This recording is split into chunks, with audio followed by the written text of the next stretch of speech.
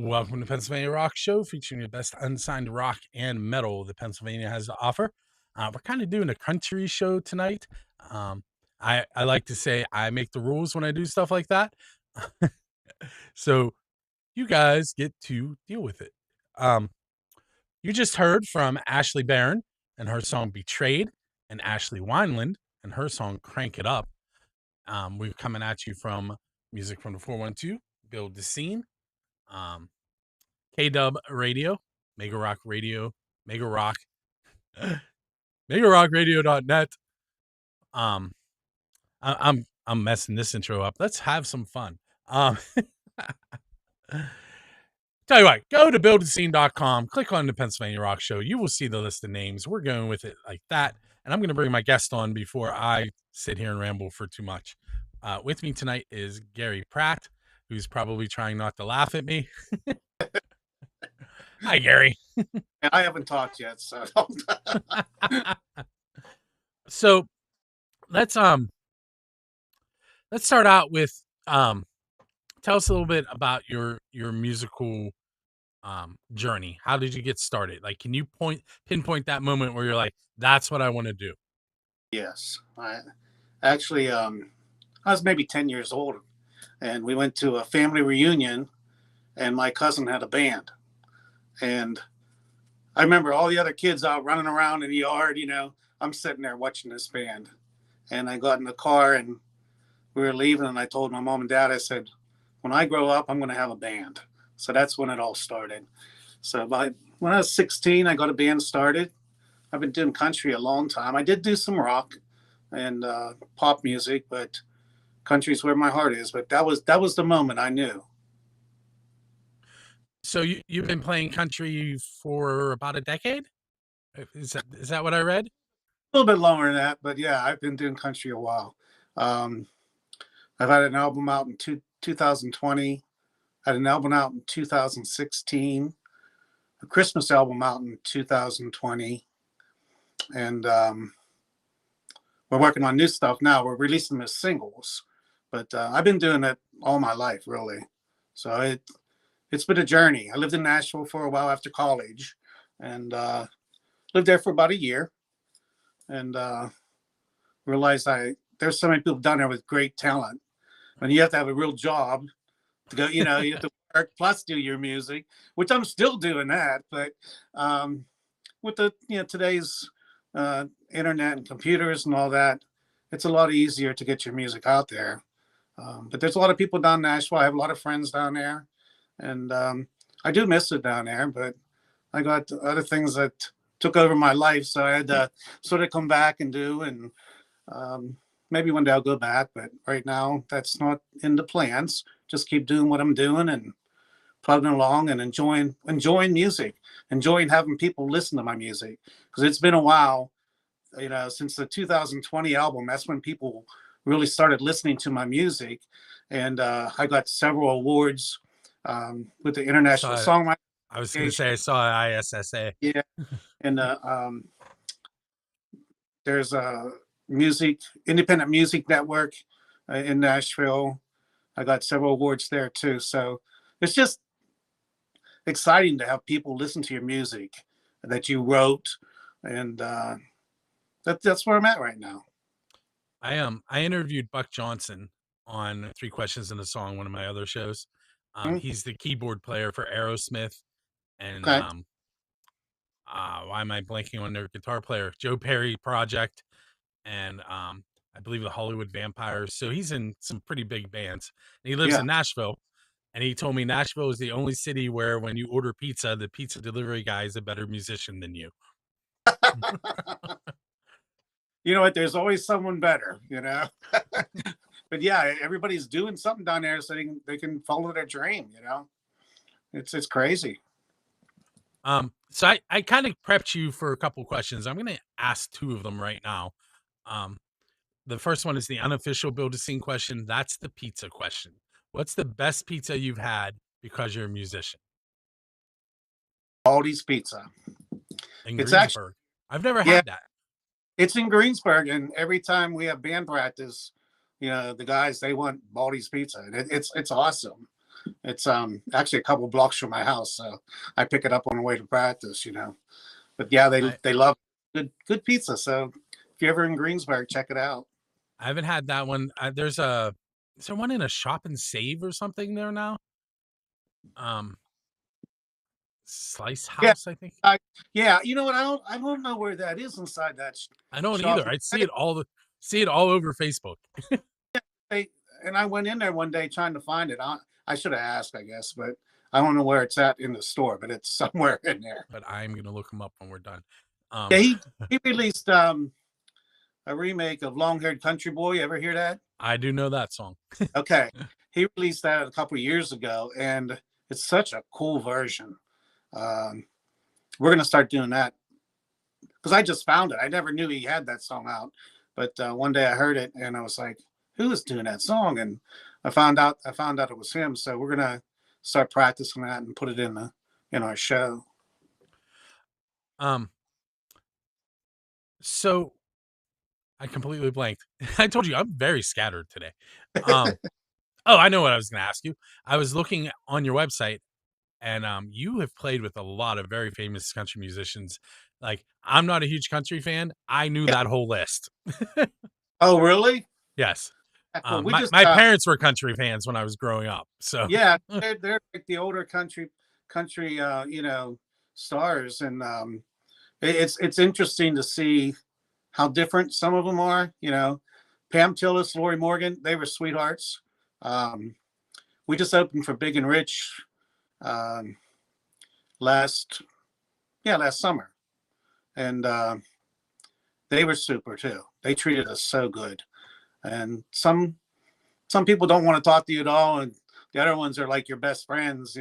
Invite you on. Pam Tillis and Lori Morgan invited me on their bus, and we're sitting there and we're singing together, and that was pretty nice. awesome. Dwight Yoakam was pretty cool. Um, so hopefully I get some more opportunities like that. Um, I'm gonna ask you one more question before we take our first break. Sure. If you could sit down with your musical idol, first, who would that person be? And what is the first question you would ask to get that conversation going? Believe it or not, it would be Dolly Parton. That's a good I choice. I think she is. I love Dolly, and I just told you I wasn't a country fan. Yeah, I just think it would be a blast just sit down and have dinner with her or sit there and talk with her. And I don't. She would probably crack the first ice open, to break the ice of what we're talking about, because her personality. Um, I don't know. I would love to do a duet with her, or have her record one of my songs would be awesome. So yeah, people always ask me that on some interviews, and she's my go-to on that. My thing with her recently was when they inducted her into the Hall of Fame, and she's like, "But I don't play rock." So then she went out and recorded rock. A whole album. Yeah. Yeah. She was like, "Okay, if you're gonna do that, I'm gonna play rock." Yeah, she has a new song out with someone called The Son of Jolene. And Oh, it's a young girl wrote the song, and she ended up doing a duet with her on this song. And I don't know if it's out yet, but I saw a brief part of it. very cool. Hey, so we're going to take a little break here. We're going to listen to two songs by Gary. We're going to hear his newest track, "Buzzin'," and we're also going to go back a little bit and we're going to hear "Red Barn." And when we come back, we'll talk about those tracks. Cool. We'll be right back.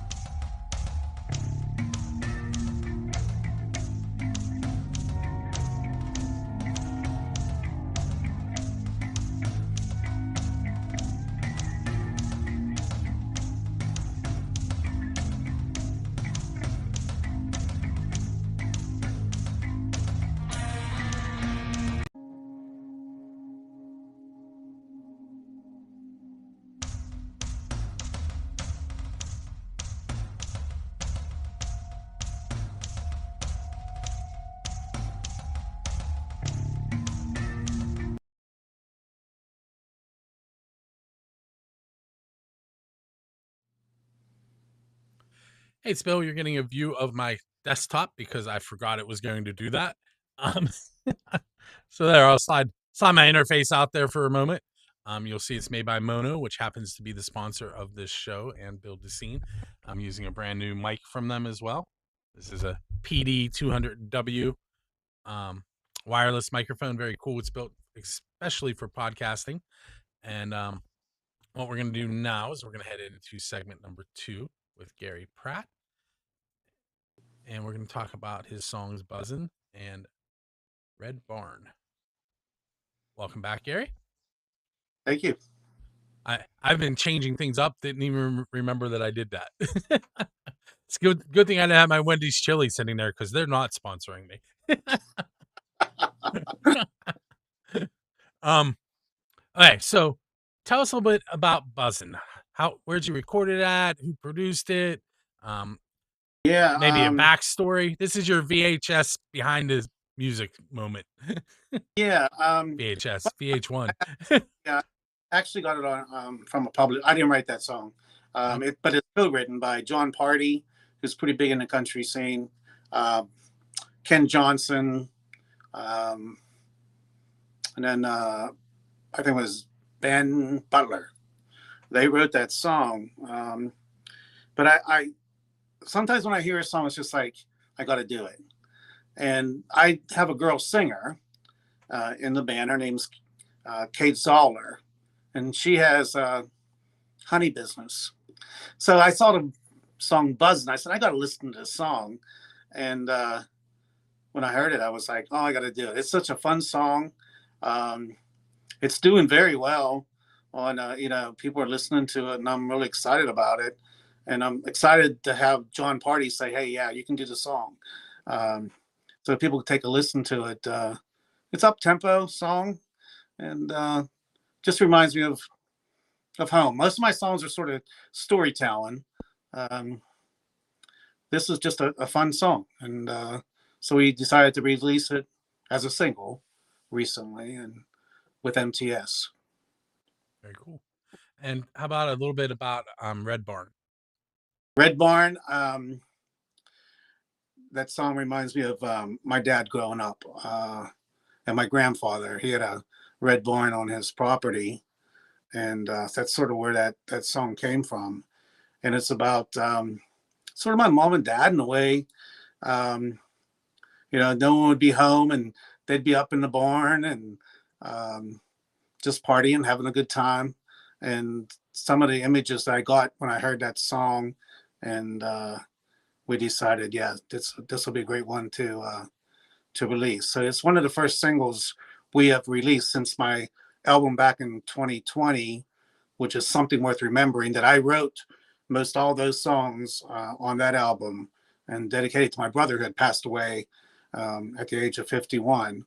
And so that's where this journey sort of started, with people actually, like I said, listening to my stuff. Since you brought that up, let's do a little self-marketing here for a moment. If you're watching the video, right below Gary is his website address, Gary Pratt Music. Yeah, I bit my tongue. GaryPrattMusic.com. I'm gonna bring up my radio software. There we go. Bring up his website. So it's GaryPrattMusic.com. We're currently on the schedule page, and he's played some cool places recently. The Iron City Distilling there in Creighton. I'm going to scroll down. You want to mention some of the shows you have coming up? Yeah, we have a lot of different festivals. Like locally, we have a place called Jeanette Food Truck Night, August 27th. We'll be at the Palace Theater on their sponsored stage for a night market thing that they have here in Greensburg. I'm not sure the date yet, but it is coming up. I talked to them yesterday. Hopefully Hempfield Park Festival, a lot of church festivals, and hopefully we'll be playing down at Creighton again, opening up for some big names. We played there a couple of weeks ago and had a great response at a smaller venue that they have there, but they can really pack them in with their outside stage and all that. So I'm looking forward to that, and hopefully, get some things at Jurgles, and open up for some, bigger names. And just always nice meeting those type of people and getting some advice from them or getting their response to my music.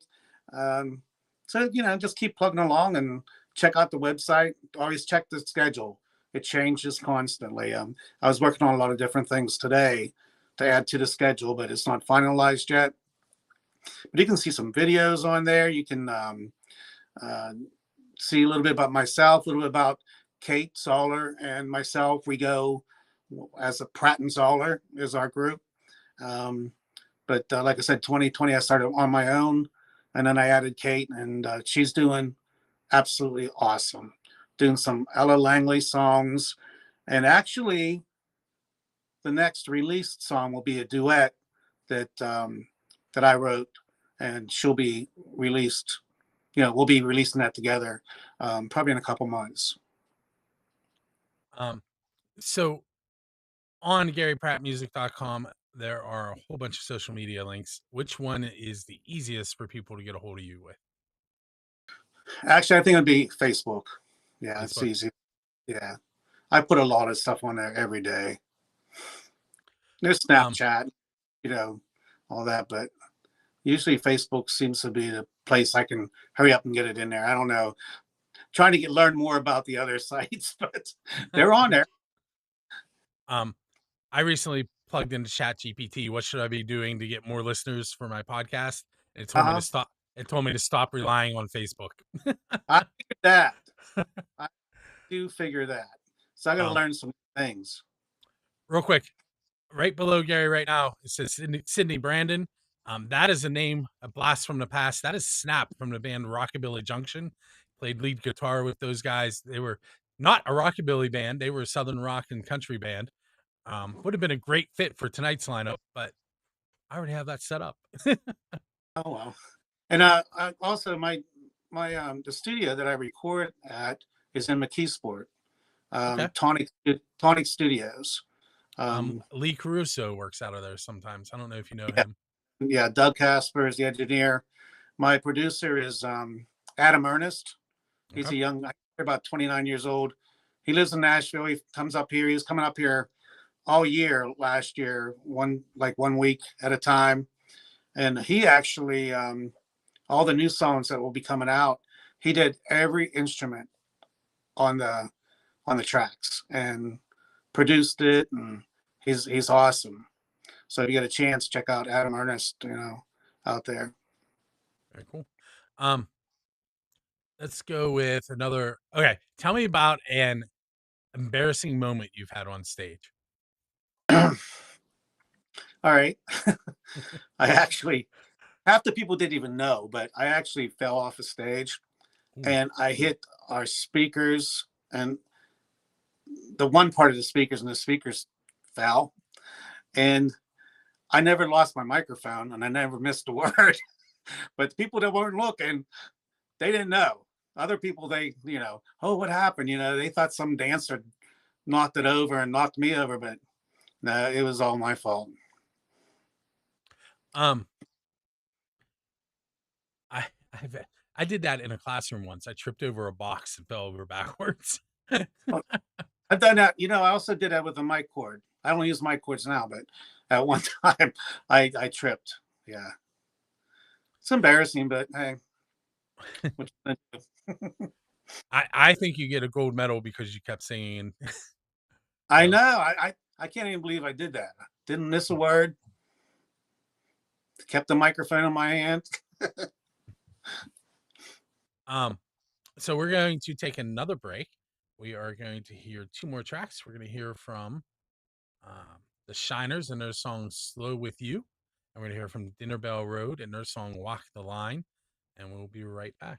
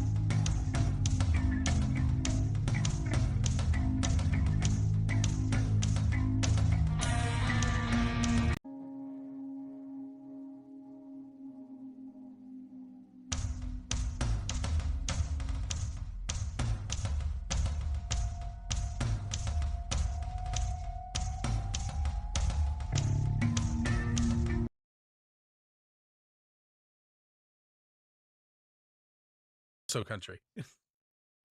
Hey, we're back, and this time I remembered that it was coming to the screen. Um, we're headed into segment number 3 with Gary Pratt, and we have been talking about his music, a little bit about his influences, about how he got started, um, working with, I really don't want to mess up her name, Kate. Kate Zoll. Yeah. There you go, Zoll. Zoller. Um, so I'm gonna ask you one of my build the scene questions, and yeah, um, so you're leaving a show, and there's a DeLorean sitting outside with its door up in the air and a flux capacitor in the back. Marty went back in time and played with Chuck Berry's cousin. Who are you going to go back in time with and play with? Well, I was going to say Bill Monroe, but I actually did play with him one night in Kentucky. Go back in time.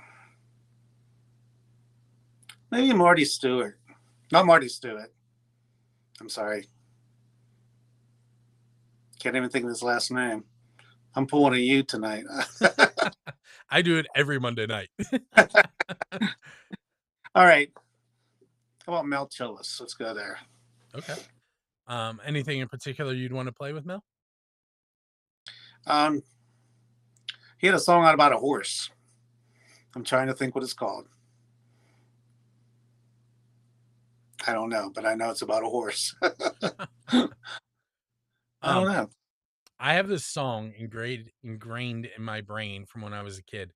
The War of 1812 by somebody Horton, Johnny Horton. Yeah, Johnny Horton. That's right. Usually when I bring that up, I guess don't know what I'm talking about. And then there was another one he did on that same album. I can't think of it now, but that one, the Mighty Mississippi. That's what's stuck in my head. That song. Yeah. What are some songs you remember that have resonated with you throughout the years and maybe helped you as a musician? A lot of Garth songs. The Dance, for one, which I do once in a while on our shows. Ty Hurton had a song out, Living in a Moment. And once in a while, I'll do that song too. It's a great song. I used to make my mom sing duets with me, Dolly Parton and Porter Wagner. I thought you were going to say, I was waiting for you to say Kenny Rogers. It was Porter Wagner, and I used to make her do that, and I used to make all my brothers sing. Oh gosh, I put them through torture. I was the oldest one, so I remember my brother yelling at my mom, "He's making me sing again." But a lot of the old country, people that George Jones. I used to love doing some of that stuff, like the older country. I think those are some of the people that really shaped on what I do. Even Elvis Presley, I listened to a lot of him. Guy named Billy Crash Craddock. You ever hear of him? I have not. Yeah, it's taking me back through memories there. It's awesome. Yeah, those are some of the people. Wow.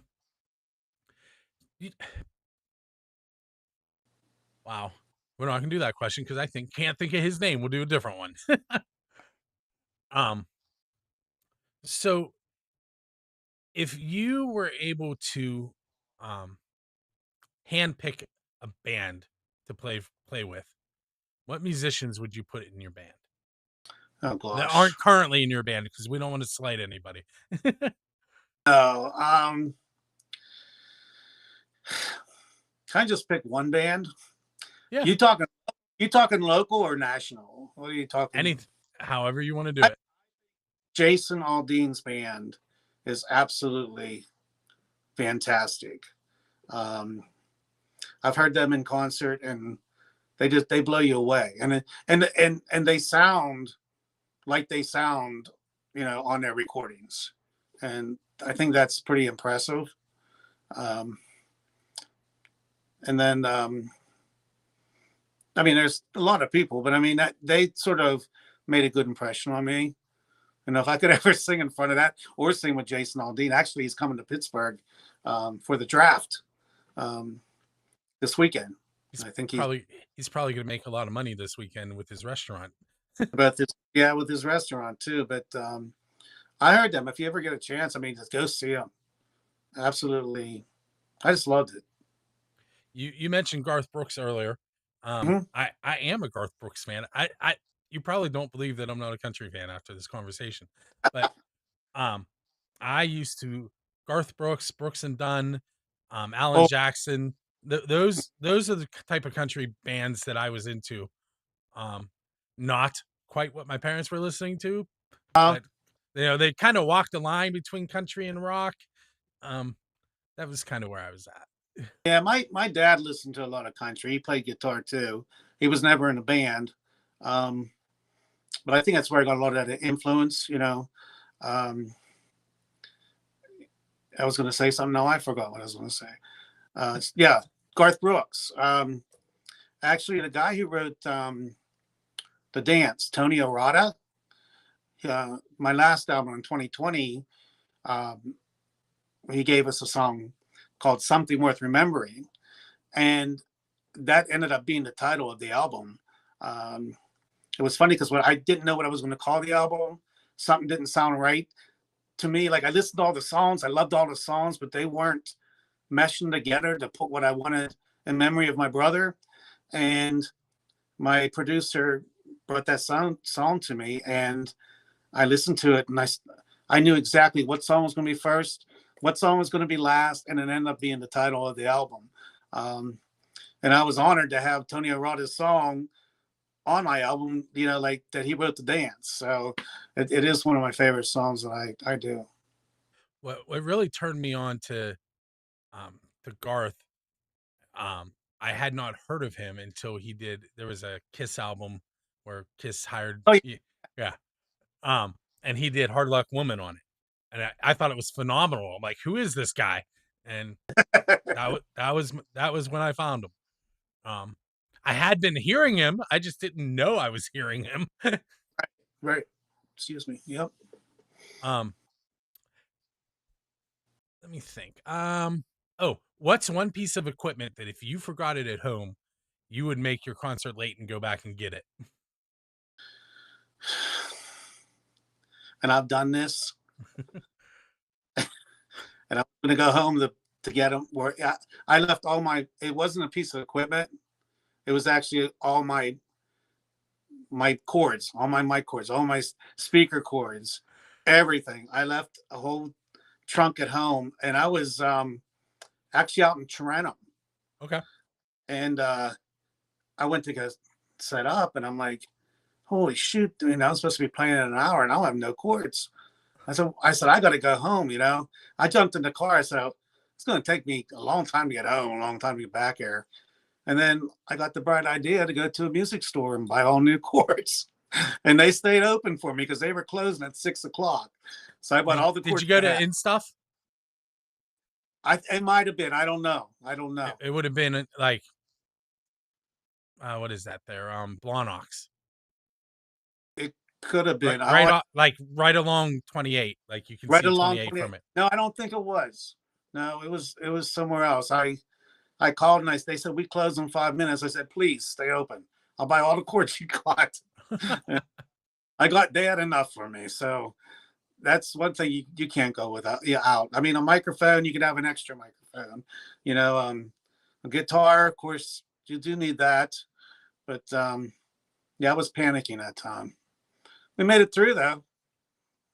Trying to think what other music stores are in the area. In Stuff has to be the closest to Toronto.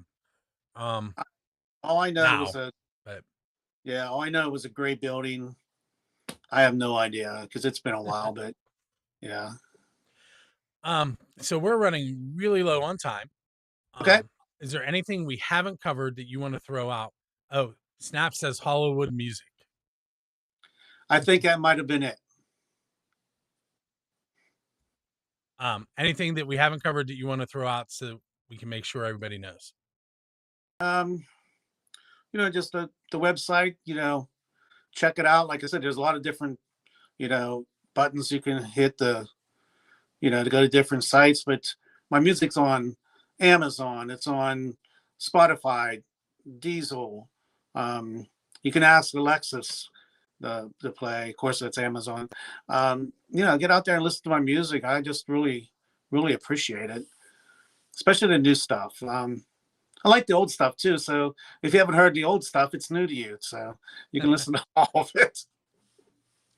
Hey, Gary, I want to thank you for hanging out with me tonight and Thank you. dealing with all my snafus that I always have. I always say that been doing the show forever, and I'm still looking for the host. Um, so we have two more tracks we're gonna hear. Both of them are Get Out of Town bands. We have Savage Theory and their song Change, and Generation Z and their song Probably Death. And if you haven't figured out, we just took our turn away from the country. Yeah, when you said that, I was like, oh, okay. It was country clear up until there, but we're That's right. taking our turn back to the rock. Once again, thank you, Gary. Everybody hang out Thank you. in the chat room every Monday.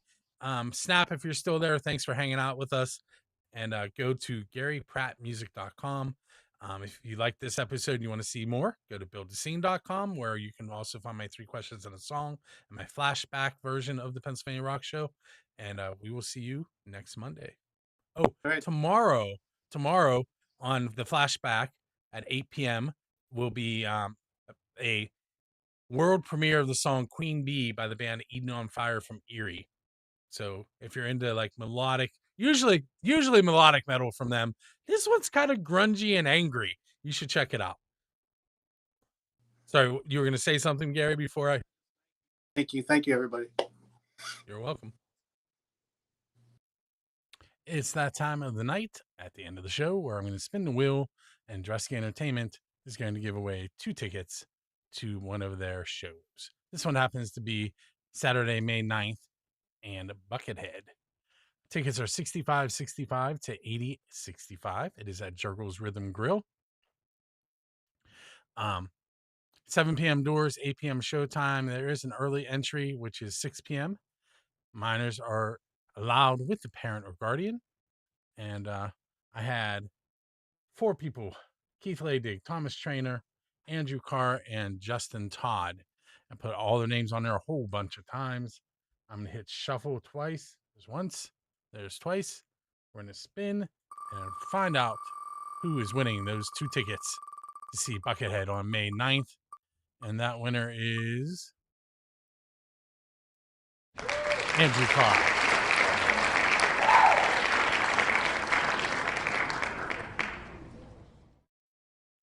Andrew, keep an eye on your email. You'll be receiving one from me later this evening, and then you'll get a follow-up email from Dresky Entertainment telling you how to get those tickets from them. As always, make sure you go out and support local music. And if you're interested in attempting to win tickets from Dresky Entertainment,